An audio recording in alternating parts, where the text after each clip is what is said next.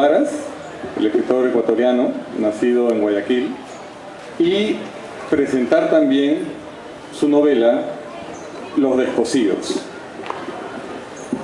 Yo tengo la suerte de conocer a Eduardo Varas, lo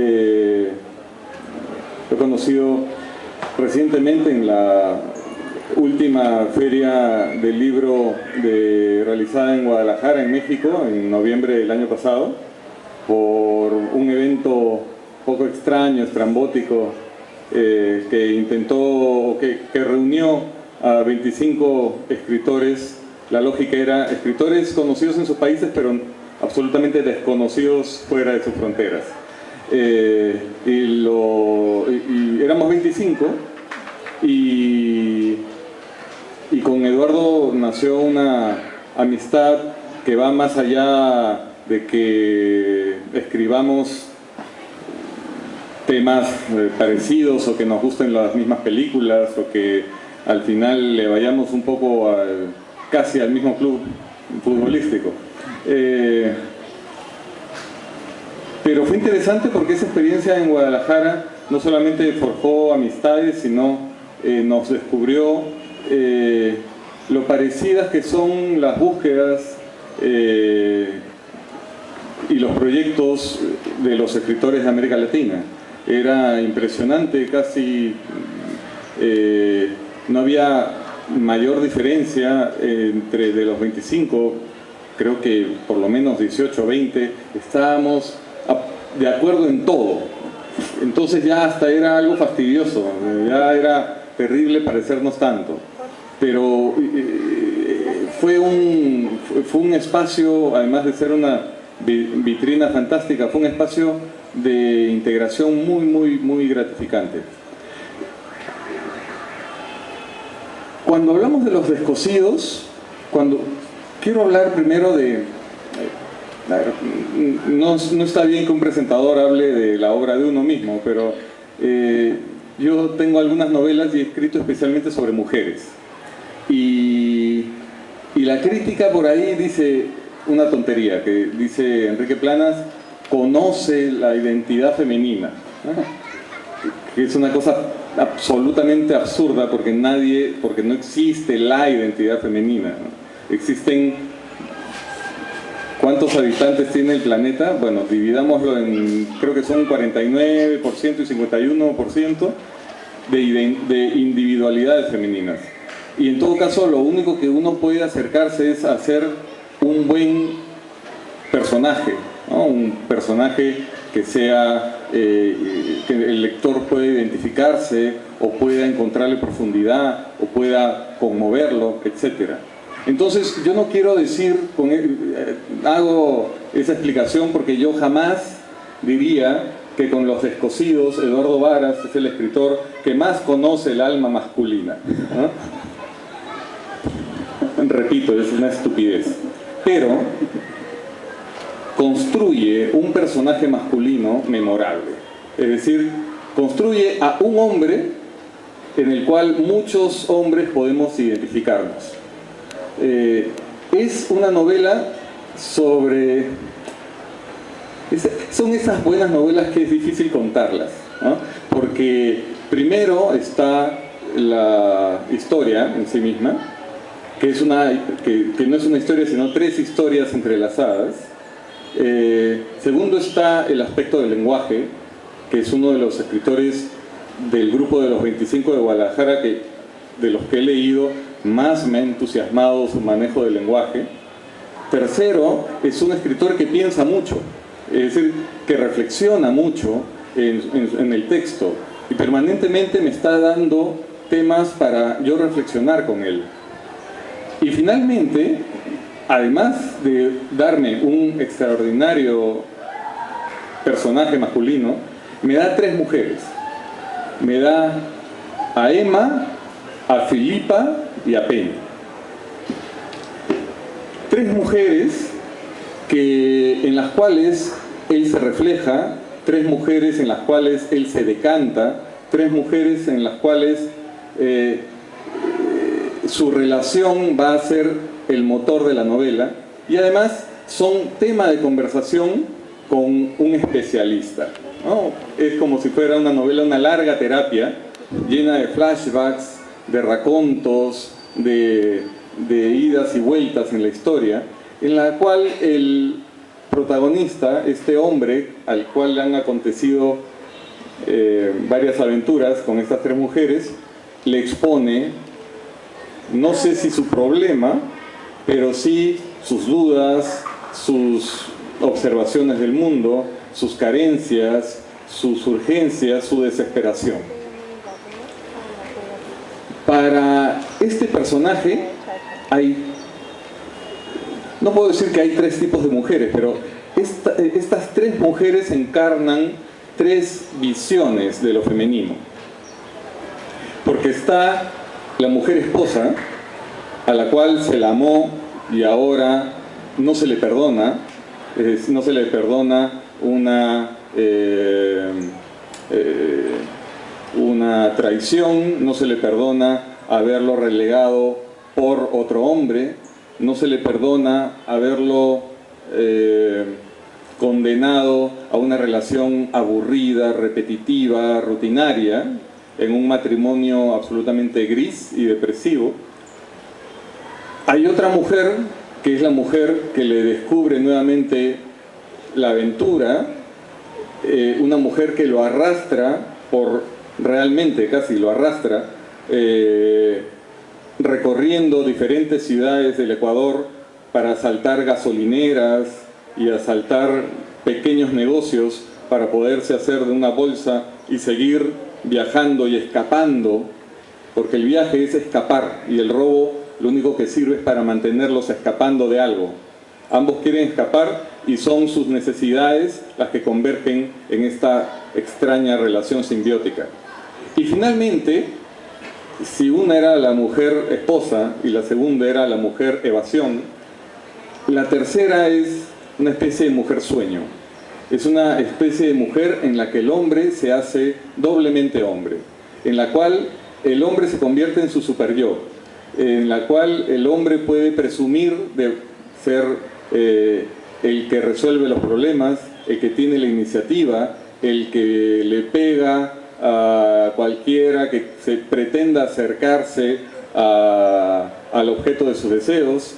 Un hombre afortunado porque además esta mujer es una estrella de cine y viven en un mundo, mientras las otras dos mujeres viven en lo cotidiano y en el país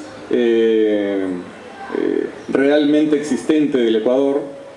Esta última es un personaje que no lo tenemos muy claro, si es un sueño, si es una posibilidad, si es una ilusión, además viviendo en un mundo de fantasía en el cual está instalado este personaje que adora el cine, que todo lo observa con los ojos del cinéfilo y que todas sus reflexiones están enmarcadas por lo que como Homo Videns ha percibido en la pantalla. Él vive y analiza su vida en la medida de que su vida refleja lo que ha visto en el cine. Y en esa medida, esta tercera mujer se convierte en esta mujer sueño, actriz de cine, engreída y fascinante, que hace que este hombre se sienta doblemente hombre. Entonces es una novela, además que muy compleja, muy interesante, porque un personaje actúa distinto conforme nos relacionamos con las otras personas. Uno no es igual si nos relacionamos con nuestros círculos íntimos, nuestros círculos familiares, nuestros círculos profesionales. Igualmente no somos los mismos, cambiamos si nos relacionamos con mujeres distintas, mujeres que nos exigen retos distintos. Y entonces aquí Eduardo ha creado un personaje interesantísimo, porque la forma en que se relaciona con estas tres mujeres, la forma en que desarrolla tres retos masculinos distintos, genera una novela que casi es una especie también de juego de cubos. Uno va armándola, las novelas se cruzan, las mujeres se cruzan en esta memoria distorsionada de un protagonista que está en su terapeuta contándole casi como una especie de geyser todas sus complejidades.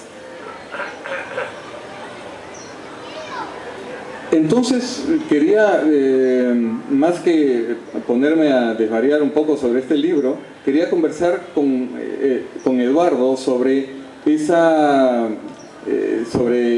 lectura. Eduardo, bienvenido nuevamente a la feria. ¿Tú te propusiste, es un plan, es una idea a priori cuando uno escribe una novela como esta, decir voy a escribir sobre la masculinidad, sobre la condición masculina? Bueno, listo, gracias. Gracias, Enrique, y también buenas tardes a todos. Yo creo que alguna vez me lo pregunté y con eso te respondo. En realidad no tengo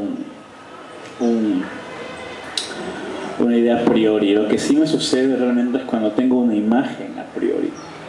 Y lo que me sucede es que tengo la imagen y me meto a escribir sin siquiera saber hacia dónde me dirijo. Y por lo general en ese primer arranque, en ese primer ímpetu, lo que sucede conmigo es que escribo de 10 a 15 páginas y hasta ahí llego, porque se me agota la imagen. A mí se me agotan muy rápido las imágenes y llego a ese punto y ya realmente dejo ahí, los descosidos, la novela me pasó igual, exactamente igual, y la dejé ahí unos 3 años, 2 años, perdón, y no fue hasta que la idea realmente siguió dando vueltas, ahí realmente pensé sobre qué sucede con este personaje. Y mientras lo escribía, creo que se fue conjugando todas esas inquietudes alrededor de lo que significa ser hombre o el rol del hombre en las relaciones, ¿no? Ahí en ese momento, mientras lo hacía. Lo cual significó en algún punto reescribir mucho también. Y en el momento ya de tener la lista y revisarla, pues cortar muchas cosas o anexar otras en función de esa idea o ese concepto. Era de esta masculinidad que Julio, no sé si representa, pero al menos trata de dilucidar. A mí me interesó mucho cuando yo leí este libro porque no son muy comunes las novelas en las cuales el escritor reflexione sobre lo masculino. Incluso venimos de una tradición realista de nuestra literatura, igual sucede, creo, no soy un gran lector de literatura ecuatoriana, he leído a algunos amigos comunes, pero me siento un poco corto de hacer generalizaciones, pero en la cual el peso de la tradición realista, pienso un poco en autores del boom, en esta épica realista, hace que los personajes masculinos pues son, no voy a decir unidimensionales porque estaría pues tirándome abajo grandes novelas, pero sí una visión del hombre como el que lleva la historia, el hombre como el que resuelve, ¿no? La mujer es compañera, y realmente a veces el boom uno piensa que fue un movimiento muy machista, ¿no? No solamente porque cómo maltrataban a sus mujeres algunos de los autores, pero un club de Toby en el cual no entraban mujeres. Pero siento que también en muchas de las novelas los hombres son sólidos, de una sola pieza. Y en pocas novelas uno desmonta la identidad masculina. En esta novela, por ejemplo, uno da cuenta de un personaje que a veces es un terrible pusilánime, ¿no? No sabe cómo actuar, no sabe cómo responder, encuentra a su esposa y al amante en el cuarto y llega y dice, ¿qué me toca hacer? ¿No? ¿Cuál es el rol que tengo que ejecutar aquí? Creo que has dado en el clavo al definirlo como un pusilánime a veces a Julio. A mí, la clásica pregunta que uno hace, o la inquietud que uno tiene siempre es tratar de ligar al autor con sus personajes o las vivencias de los personajes. Y yo siempre trato de, más que establecer distancias, lo que trato realmente es de definir la naturaleza de Julio, más allá de que se parezcan a mí. Y en ese caso sí, o sea, realmente Julio es un tipo al cual obviamente le tengo cariño, pero sobre todo le tengo mucha compasión como persona, porque no es alguien que sabe, más que a saber qué hacer en qué situaciones, se paraliza ante las situaciones. Y yo creo que lo peor de todo esto es que Julio en esas circunstancias lo que hace y lo que quizás sí me llevó, y luego analizando la novela y los recuerdos del proceso de la escritura, sí me llevó a escribir lo que fue esa necesidad de echarle la culpa a la otra persona. Nunca soy yo el culpable, siempre es el otro que tuvo la culpa. No fui yo el que se cayó de la silla, fue la otra persona que me la movió. Una cosa así, ¿no? Que suele ser muy humano, no sé si masculino o femenino, realmente suele ser muy humano. Entonces, en esas circunstancias que me permito revisar la idea de la masculinidad, ¿no?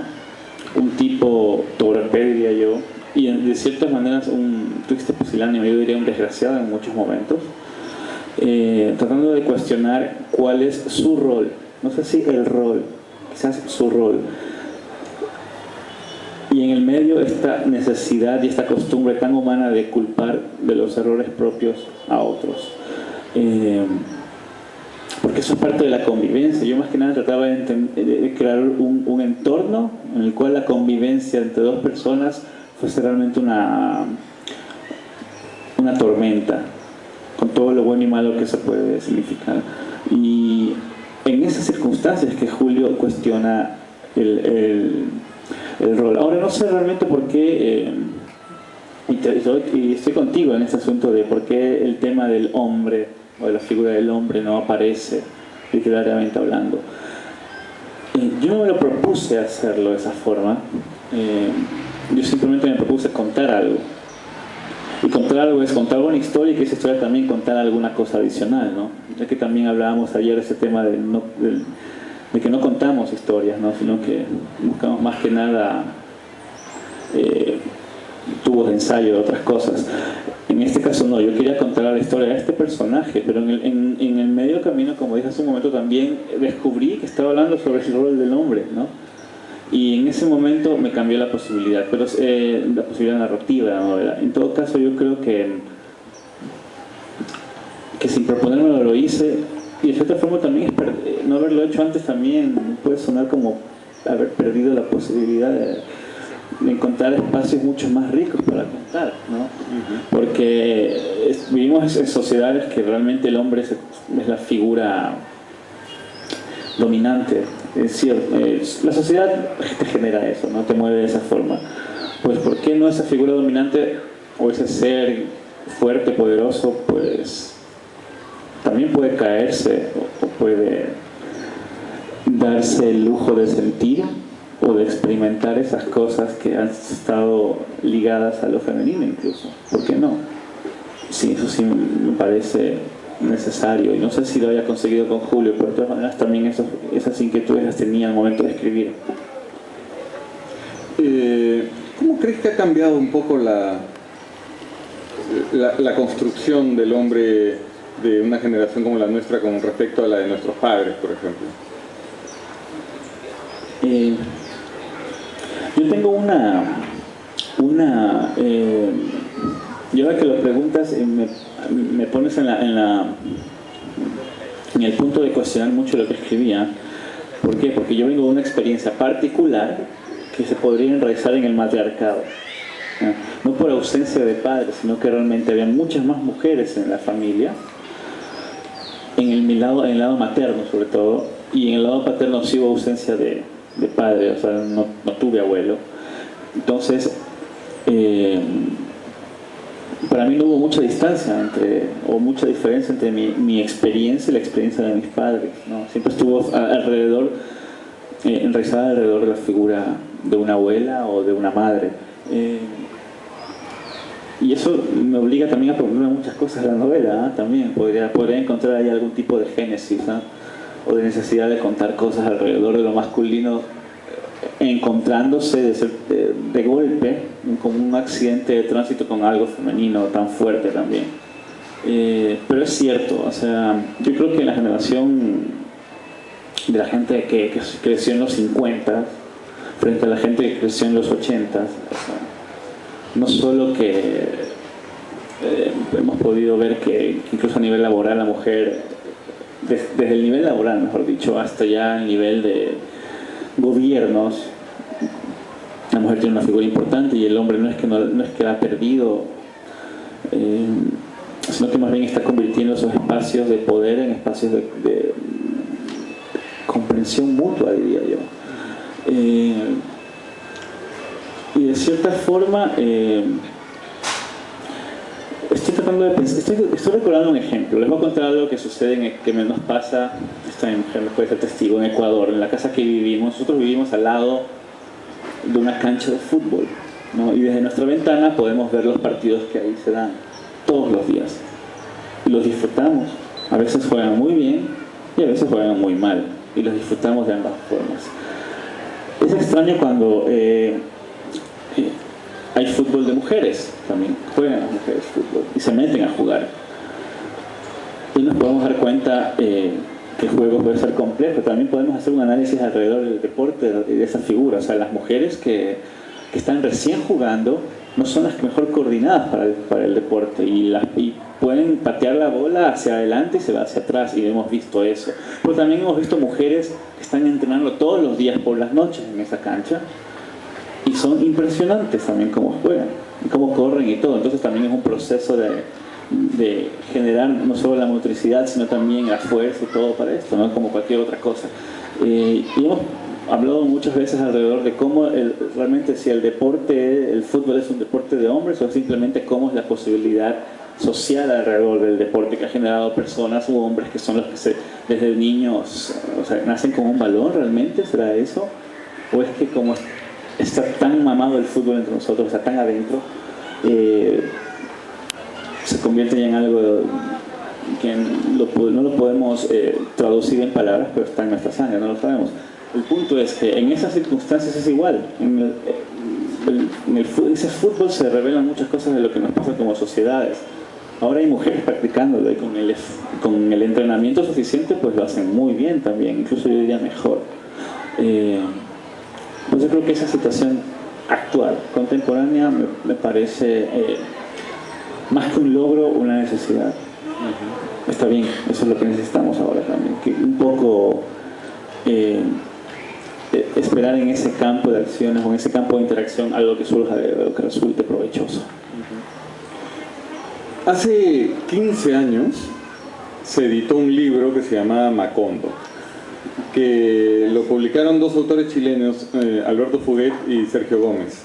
Y ese libro fue interesante en su tiempo, ya después los mismos autores tomaron distancia de él, porque fue la primera, digamos, no sé, pataleta organizada para decir el boom se acabó, el realismo mágico hasta acá, el escritor latinoamericano hoy es otra cosa, ¿no? Y entonces era a veces incluso ya hasta de una forma obvia o ya de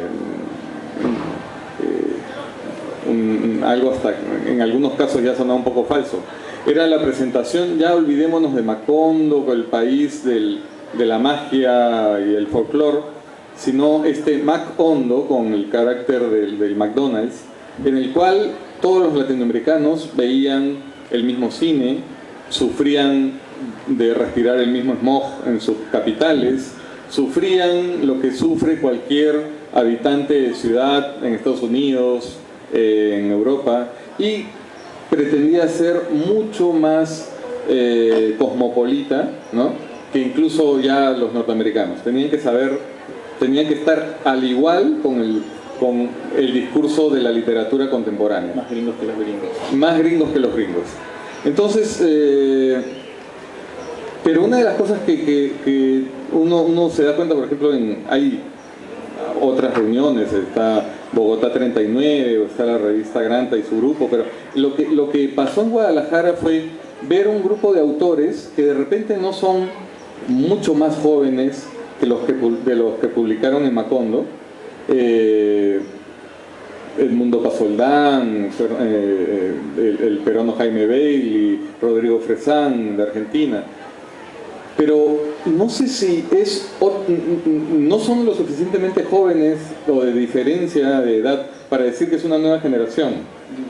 Pero sí tenían preocupaciones totalmente distintas, ¿no? No querían, en todo caso, el grupo del que participábamos no pretendían ser cosmopolitas a gritos, sino que más bien su interés era historias pequeñas, íntimas, en el terreno de lo privado, ¿no?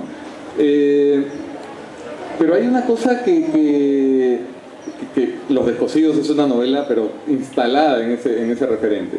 Pero hay algo que sí trabajas mucho, que viene de esa movida macondiana, que es el amor por el cine, ¿no? Que tiene que ver mucho con la novela y tiene mucho que ver contigo mismo, que eres crítico de cine y un apasionado cinéfilo. ¿Cómo va el cine en tu obra?